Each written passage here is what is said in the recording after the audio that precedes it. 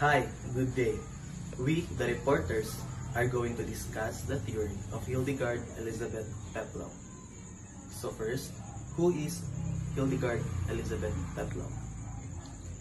She was born on September 1, 1909 and died on March 17, 1999. She first published nursing theories since Florence Nightingale, and she is also an American nurse who is the only one to serve the American Nurses Association as the executive director and later as president. She is also the mother of psychiatric nursing, and she was the nurse of the century. Interpersonal relations theory. It emphasizes the nurse-client relationship as the foundation of nursing practice. It is also the give and take of nurse-client relationship that was seen as many as revolutionary. And lastly, it is the need for a partnership between nurse and client as opposed to the client possibly receiving treatment and the nurse possibly acting out the doctor's order. Assumptions of the theory. Hildegard Peplau's interpersonal relationship theory assumptions are: first, the nurse and the patient are able to interact with each other. It is believed that can only be attained if all parties act together and move the same direction to achieve the common purpose. Next, maturation of nurse and patient. According to Paplow, both the patient and the nurse mature as a result of the therapeutic contact. This can be compared to the resolution phase and reach the patient independence. Third, Paplow is also believed that the communication and interviewing skills remain relevant as an important as fundamental nursing tools, for this is mainly used to assess and to understand the patients better. And lastly, Paplow is also believed that nurses must have clear understanding of themselves. First, for them to further enhance their client's progress and avoid limiting their option to those that nurses value. Let's move on to the meta-paradigm theory. First is the nursing. Paplow described nursing as a cooperative with human processes, represent health and a possible goal for individuals. Paplow also defined nursing as human relationship between an individual who is sick or in need of health services and the nurses especially educated to recognize the response to the needs for health. When nurses together with the health care team officer health services, they project health holistically taking, while considering the social, economic, spiritual, emotional, and physical aspect of every person. When interacting with guys and every setting available, the nurses uses the interpersonal model as the way to explore and identify the needs the person seeking for personal health. Next, person. Paplow defined person as a man who is organism that lives in an unstoppable balance of a given system who strives in his own way to reduce tension generated by needs. In short, Paplow discussed the person as an individual by the felt need. Third, health. Paplow considers as a word symbolizes woman of the responsibility and other ongoing human processes that for one's health to be achieved and maintain his needs and maybe physical demands and interpersonal conditions must be met. And lastly, the environment. Paplow described the environment as forces live exist all sides of the organism and within the context of the social acceptable way of life, from which fundamental human social processes such as norms, practice, and belief are reproduced. However, the interpersonal process is always present, and this provide condition and contribute to the health. This is by Nandita Limbang, BSN1 B Service. Thank you. Therapeutic nurse-client relationship. Therapeutic relationship, in a way that maybe you are a guidance of your patient, nor counselor to build connection towards each other. By that relationship, patients can be attached to you or you can get their feelings and behavior. Psychodynamic nursing. Psychodynamic, it is focuses in understanding the behavior of the patient, not externally but internally. And by psychodynamic therapy, we can define what patient's grievance or displeasure had. The fourth phase of interpersonal relations theory. The first phase is the orientation phase, where the patient meets the nurse as a stranger, and for the nurse, it is where the problem was introduced to itself and where he or she can engage for the treatment of the patient. For the second phase is the identification phase. It is where the patient has the capable to know that he or she has the right to self-express or self-express out of the box, and for the nurse, where he or she can know what service or what care plan that he or she will apply to the treatment of the patient. For the third phase is the exploitation phase. It is where the patient will solve its own problem without the attention of the nurses or even without the the care of the nurses. And for the nurse, it is where the understanding and where she or he can communicate the patient for its service, and where he still tries to assist the patient for its fast recovery for the last and final step of the phase.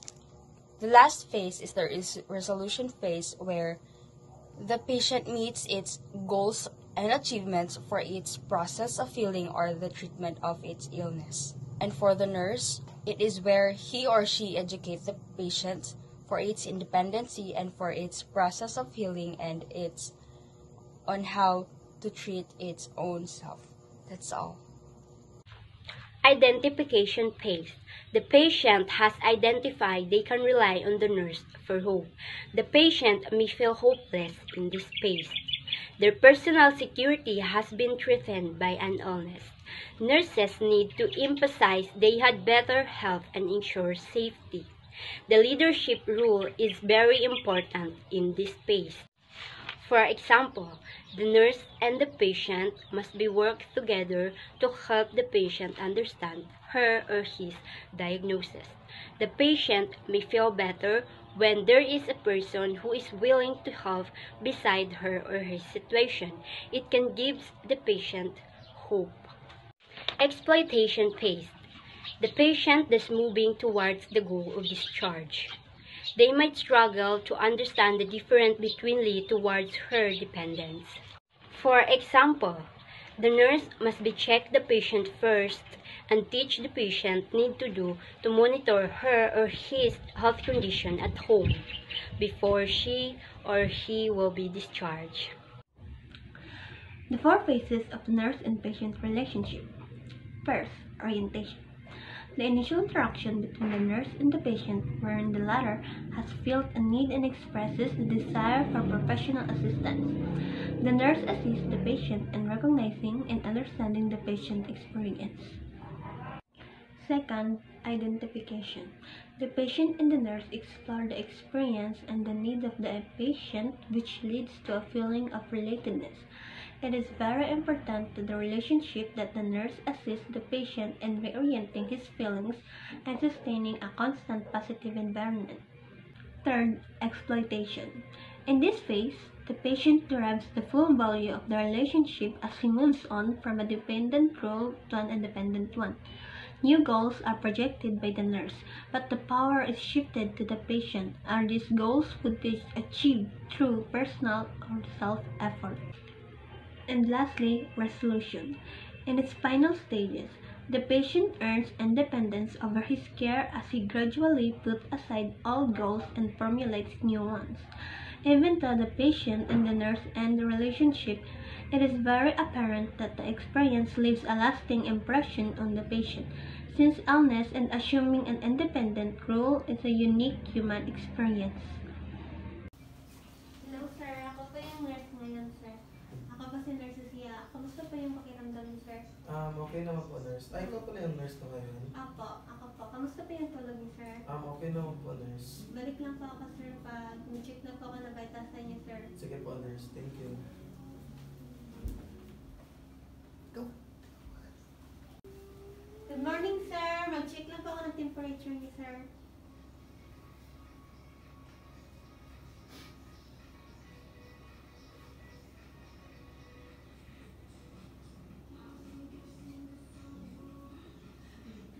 Okay naman po, sir. Sige po. Nurse, pwede magpatabang? Ang to siya, sir? Ganahan ako malingkod, nurse. Pwede magpatabang sa mo, ha? Opo.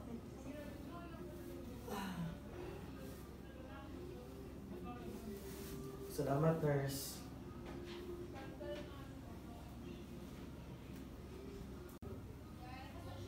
Sir, mag-inom ng tampal, sir. Ay. Kaya naman mo mag-inom, sir, no? Yes, kaya na ako, nurse. Thank you. Sige po.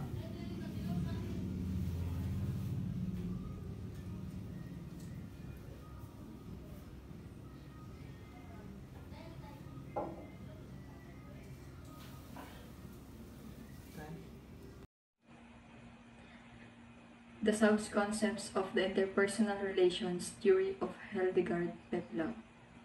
The roles of the nurse in the therapeutic relationship. Stranger's role. Offering the client the same acceptance and courtesy that the nurse would respond to any stranger. It is when first nurse and patient are meeting for the first time.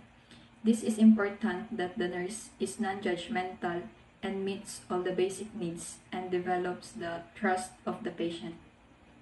Second is the resource person role, providing answers to questions within the larger context. It is when the patient looks to the nurse for knowledge.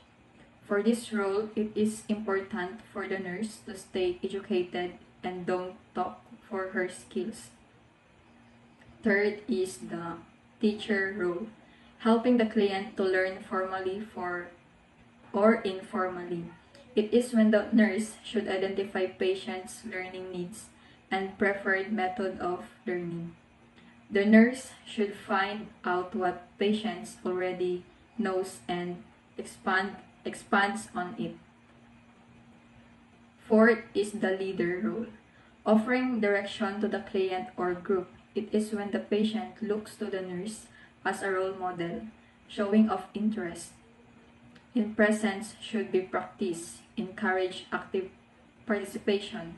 Keep in mind that the patient is at risk at becoming dependent on the nurse. You should use interventions to discourage this behavior. Fifth is the surrogate role, serving as a substitute for another such as parent or sibling. It is when the nurse may remind the patient of someone they know. The nurse could look correct like that person. It could be a negative or positive relationship. If the patient mentioned the nurse reminds someone they know, which is important, the nurse addresses this. The nurse should tell the patient they on that person. And last is the counselor role, promoting experiences leading to help for the client, such as expression of feelings. It is when the nurse helps the patient identify feelings surrounding their health. The nurse can help them and to express the negative feelings. In this role, it is important to help the patient identify that their experience is an important life lesson.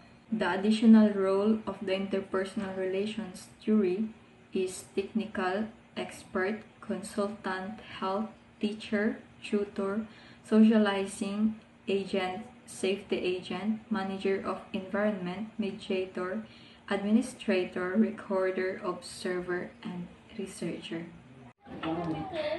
For the interpersonal theory and nursing process, for the assessment, you are going to collect the patient's data and analysis. Next is for the nursing diagnosis and planning, you are going to mutually set goals after you collect the patient's data. Next is for the implementation. For the implementation, you are going to implement your goals that you've set in nursing diagnosis and planning. And you have to achieve that goal. Next is for the evaluation. In evaluation, you have to evaluate if that goals will succeed or not. If that goals will not succeed, you have to initiate a new plan. Next is for the orientation. In the orientation, you have to collect again the patient's data and the felt they need. Next is for the identification. For the identification, you have to identify if that goals will succeed or not. Next is for the exploitation. Patients actively seeking and drawing help. Also, patient is initiated. In this stage, the patients will need the nurse care and also actively seeking a help for their needs. In the resolution, it occurs after other phases are completed successfully. It means in this stage, you can identify if your goals that you've set in nursing diagnosis and planning is successfully succeed or not. Hello everyone, thank you for being here today. I'm Jane. I'm here today to talk to you about the 4 levels of anxiety. So we have the first, mild anxiety, the second, moderate anxiety, the third, severe anxiety, and the last one is panic anxiety. First, we go to the mild anxiety. Mild anxiety is a positive state of heightened awareness and sharpened senses, allowing person to learn new behaviors and solve problems. The person can take all available stimuli. So the first things that's going to help with treating your mild anxiety is exercise. We found that 30 minutes a day of some sort of physical exercise can help to decrease, and in general, it doesn't seem to matter what type of exercise you do. So find something that can you enjoy, that gets your heart rate elevated and make it a regular habit. Let's proceed to moderate anxiety. Moderate anxiety decreases perceptual field. The person can learn a new behavior or resolve problems only with assistance.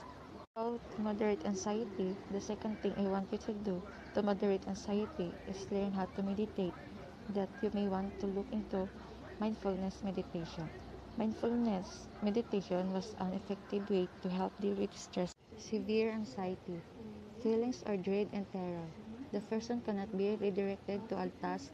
She focuses only on scattered details and has psychological symptoms of tachycardia, diaphoresis, and chest pain. The third thing I want you to do is get outside. Get out in nature, be around beautiful things, get some fresh air, and do it on regular basis. There is a lot of benefits that comes from just getting outside. Panic anxiety, loss of rational thought, delusions, hallucinations, and complete physical immobility and weakness. The person involved and drunk aimlessly, often exposing himself or herself to injury. The fourth thing that we find that can help the panic anxiety is smelling soothing plant oils can help ease stress and panic anxiety. Surrounding yourself with soothing smells, lavender oils has been studied especially in the realm of insomnia and has been found to be effective in helping. Find some that are calming and soothing to you and give it a try. So we're done. Let's proceed to acceptance by the nursing community. Practice. Her theory brought a new perspective for nursing practice. Her ideas paved way for integrating scientific disciplines into nursing, especially as psychiatric nursing. Nurses who promote trust by remaining available at all times facilitates the movement and influence from the nurse to the patient. New stimulus for community-based nursing practice. Because patients spend less time in acute care settings, there is a growing need to have organized healthcare services where the population lives, works, and learns. Education. It is used as a manual of instruction to help graduate nurses and nursing students in creating nurse-patient relationship in any settings. Accepting by the nursing community, you should complete the required CERs with courses that will benefit your career and education. Research. It influenced those in graduate school in the field of psychiatric nursing. The role of the nurse as a stranger trains once view on anxiety as an important definition of stress and its real effect of learning. Research healthy people in 2021. Goals are to increase life expectancy and quality of life, and to eliminate healthy disparities through improved delivery of healthcare services. And that's the end of my report. Thank you very much.